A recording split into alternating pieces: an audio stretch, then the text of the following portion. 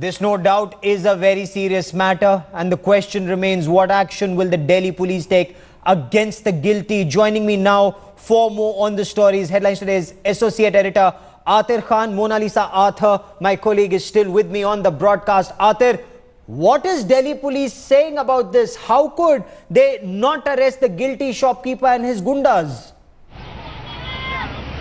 Well, that's right. You see, the police response in this case has not been satisfactory at all. Remember, Gaurav, there were a spate of incidents against the Northeast students, and then a cell, a dedicated cell especially for Northeast students, were formed, and then there was respite for a while. But then all over again, we are learning of this incident.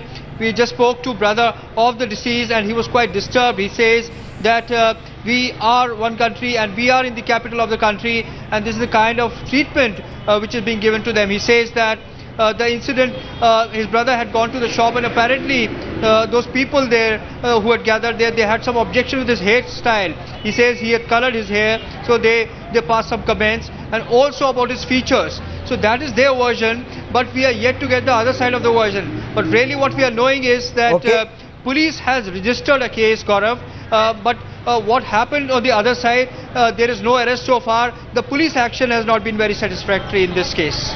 And are senior officers being able to explain this case now that several political leaders from across the political spectrum, and especially some from Arunachal Pradesh, they're saying they're going to raise this issue with the Union Home Minister?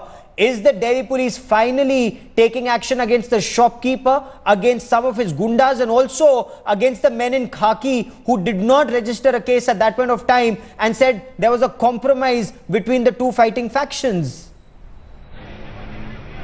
Well, that's right. You see, that's what I was telling you, that the police should have swung into action, and they should have been a swift action. They have rounded up those people who were responsible for at least beating him up. That is another question, how he died. There is post-mortem which has been carried out, and the autopsy report will reveal as to what happened. But what police should have done was that they should have bundled up these people, and they should have been in the lockup by now, which has not happened so far, Gaurav. Okay.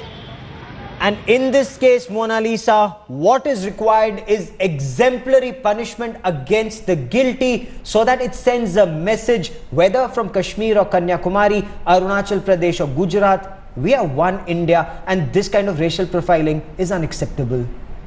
It's totally unacceptable. Here again, I would blame the Delhi police for bringing the boy back where he was.